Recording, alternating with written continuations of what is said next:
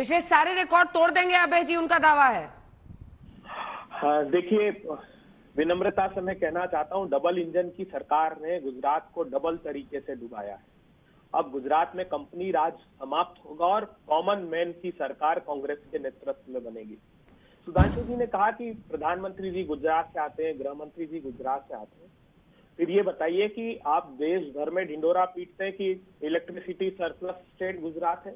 ये नोटिफिकेशन मार्च के महीने में इस वर्ष क्यों जारी करना पड़ा कि गुजरात के सारे उद्योग एक दिन सप्ताह में अपना कारोबार बंद रखें, क्योंकि हमको गंभीर बिजली के संकट से गुजरना पड़ रहा है। गुजरात सरकार में आप लोगों की सत्ता की सरपरस्ती में 34 परीक्षाओं में, भर्ती परीक्षा हो या स्कूल कॉलेज की परीक्षाओं में पेपर लीक हुए। मुझे एक बात बताइए, एक जो आरोप लगा रहे थे सुधांशु जी, सर आप तमाम बातें कहिएगा, आप ही का मौका है, आप ही बोलेंगे। मैं तो सिर्फ ये पूछ रही हूं कि फिर कांग्रेस पार्टी ताकत झोंक क्यों नहीं रही है? अगर आपको लग रहा है कि बिजली से लेकर शिक्षा, ये तमाम मुद्दे हैं जिसमें डबल इंजन की सरकार फेल हुई है, ताकत झोंक क्यों नहीं रहे हैं? क्यों नहीं दिखते हैं आपके नेता वहां पर चुनौती देते हुए? ये सवाल, क्योंकि सुधांशु जी कह रहे हैं कि आप लोग सिर्फ जमीन बचाने के लिए इस बार चुनाव वहां पर लड़ रहे हैं। ऐसी छवि क्यों? और क्या मतलब रैलियों का कोई असर ही नहीं होता है? कांग्रेस पार्टी को अचानक ये गुजरात चुनाव के पहले ये अचानक से बुद्धि जाग गई है कि हमें वहां पर रैली करने की अब जरूरत ही नहीं है गुजरात में। नहीं अंजना जी, ये बार बार प्रश्न किया जा रहा है कि राहुल गांधी जी की यात्रा क्यों नहीं, भारत जोड़ो यात्रा। राहुल गांधी जी गुजरात प्रांत के घर घर और गांव गांव तक पहुंचे। कैसे पहुंचे?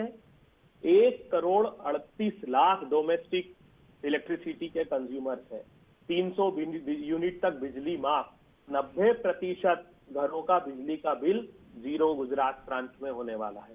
3 लाख रुपए तक का किसानों का कर्जा माफ। जो 53,19,000 किसान परिवार गुजरात में रहते हैं, जिनमें पिछले वर्षों की सेंसस एग्रीकल्चर उठा के देखें तो मार्जिनल और स्मॉल फार्मर 4 लाख बढ़ गए। उनको, उनके परिवारों तक सीधा कर्ज माफी की योजना पहुंचेगी। हमने जो 72 कर्मचारी संगठन बीते कई महीनों से हड़ताल और प्रोटेस्ट कर रहे हैं, हम उनको पुरानी पेंशन योजना राहुल मैं लौट रही हूँ अभय जी, मैं लौट रही हूँ, मैं आ रही हूँ सर आपके पास। संजीव जी, आपका भी रिएक्शन इस पर लूंगी, क्योंकि सब अब मुफ्त और इन सब की बात हो रही है। लेकिन अब हम आपको जरा दिखा देते हैं कि 182 सीटों पर चुनावी तारीखों पर सबकी नजर थी आज सुबह से, और अब हमने इस भव्य अंदाज में आपको दिखा रहे हैं। हम 1 दिसंबर को पहली वोटिंग होनी है, 5 को दूसरे चरण की वोटिंग होनी है, और फिर 8 दिसंबर को हिमाचल प्रदेश के साथ ही यहां पर भी नतीजों का ऐलान होगा, गिनती होगी। 182 सीटें हैं, 182 कुल सीटें हैं, और सभी तरफ से दावों की शुरुआत हो गई है। हालांकि कांग्रेस पार्टी की तरफ से मुझे लगता है अभय जी ही कर देंगे, लेकिन बीजेपी हो, अरविंद केजरीवाल हो, आम आदमी पार्टी की तरफ से सभी जीत का दम भर रहे हैं। और ये पूरा महीना, क्योंकि 12 नवंबर को हिमाचल प्रदेश में वोटिंग हो रही है एक ही चरण में, 8 को वहां पर भी काउंटिंग होनी है, और अब गुजरात की चुनावी तारीखों का ऐलान हो गया है, और 1 और 5 को वहां पर वोटिंग होगी दिसंबर में, और फिर 8 दिसंबर को ही हिमाचल प्रदेश के साथ काउंटिंग हो जाएगा। जो सबसे बड़ा आरोप अब तक चुनाव आयोग पर लग रहा था वो यही कि बीजेपी को फेवर कर रहे हैं, निष्पक्ष नहीं है चुनाव आयोग, तारीखों का ऐलान एक साथ क्यों नहीं किया हिमाचल और गुजरात का। इस पर मुख्य चुनाव आयुक्त ने कहा है कि हमारे शब्द और हमारे कदम एक जैसे हैं, और इसी वजह से उसका असर दिखेगा आने वाले वक्त में। संजीव जी, जल्दी से एक रिएक्शन आपसे, क्योंकि कांग्रेस पार्टी तो यही कह रही है कि आप लोग टीवी डिबेट में ही खाली दिखते हैं, जमीन पर है नहीं, कुछ कर नहीं पाएंगे, सिर्फ बड़ी बड़ी बातें कर रहे हैं। गुजरात में एक पारंपरिक वोट बैंक है कांग्रेस पार्टी का, जिसको उन्होंने ओवर द इयर्स, हम तो कई बार के नतीजे दिखा रहे हैं अपने टेलीविजन स्क्रीन पर, उन्होंने कुछ हद तक उसको बरकरार हमेशा रखा है। अगर आप देखें तो ट्राइबल एरियाज है, नॉर्थ गुजरात है, उत्तरी गुजरात है, कई जगहों पर। संजीव जी,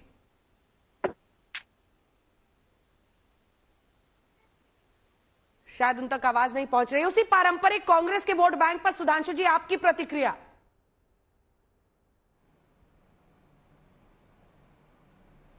देखिए, आपने पारंपरिक कांग्रेस का वोट बैंक कहा, तो मैं याद दिलाना चाहता हूं, जब से हमारी सरकारें आई हैं तब से लोगों को लगने लगा है कि यहां पर हमने विकासवाद को स्थापित किया है, जाति वर्ग की राजनीति समाप्त की है। पारंपरिक वोट बैंक क्या था कांग्रेस का? अंजना जी याद करिए, माधव सिंह सोलंकी जी का फार्मूला, खाम, KHAM, 4 जातियों का नाम, जात बिरादरी में समाज को बांटकर, तुष्टीकरण की राजनीति को ओढ़कर ये आने का सत्ता में आते थे और कई बार आने में सफल भी हुए थे, परंतु जो जो जनता प्रबुद्ध होती गई, जो जो मीडिया भी स्वतंत्र होता गया, सूचनाएं लोगों के पास आने लगी, साक्षरता बढ़ने लगी, त्यों तो ये पारंपरिक वोट बैंक का जो तिलिस्म था वो समाप्त होने लगा। इनका तो वोट बैंक जात बिरादरी का था। हर गुजरात के व्यक्ति को याद है कि खाम इनका एक फॉर्मूला होता था जो अब पूरी तरीके से समाप्त है। अब मैं एक बात ये भी कहना चाहता हूं, चुनाव आयोग पर जो ये लोग आरोप लगाने का जब तक प्रयास करते हैं, आम आदमी पार्टी 90% सीटें पाती है। ये छत्तीसगढ़ में 2/3 से अधिक बहुमत पाए हुए हैं, 3/4 के लगभग बहुमत, तो समस्या नहीं। अरे सामान्य सी बात है, हिमाचल पर्वतीय राज्य है। हिमाचल में ठंड जितनी अवॉइड हो सके, जो हम दिसंबर के फर्स्ट वीक तक जाते तो वहां मौसम अलग प्रकार का हो जाता। अब यदि हम दोनों का अलग अलग रिजल्ट अनाउंस करते, तब यह आरोप लगाते कि 20 दिन पहले एक का परिणाम आएगा तो उस राज्य का परिणाम दूसरे को प्रभावित कर देगा।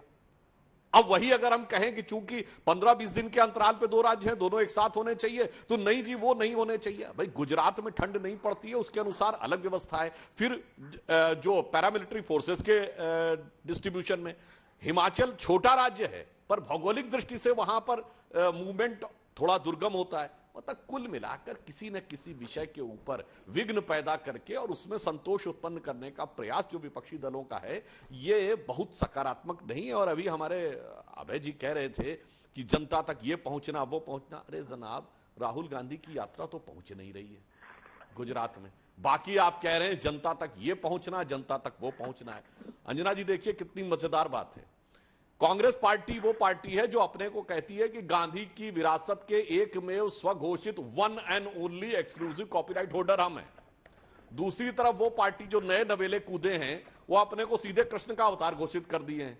वो कह दिए मैं जन्माष्टमी को जन्म लिया था, ये नहीं कहा मैं कृष्ण का भक्त हूं, मैंने जन्माष्टमी को जन्म लिया, यानी इक्वलेंसी उन्होंने दिखाने का प्रयास किया। मगर आप पूछिए पोरबंदर और द्वारका को किसने टच किया? गुजरात गौरव यात्रा में हमारी एक यात्रा द्वारका से पोरबंदर तक चली है, तो भगवान कृष्ण के स्थान से लेके गांधी जी का स्थान तो हम तय कर रहे हैं और बाकी सिर्फ जबानी जमा खर्च कर रहे हैं। तो गुजरात की प्रबुद्ध जनता इन चीजों को देख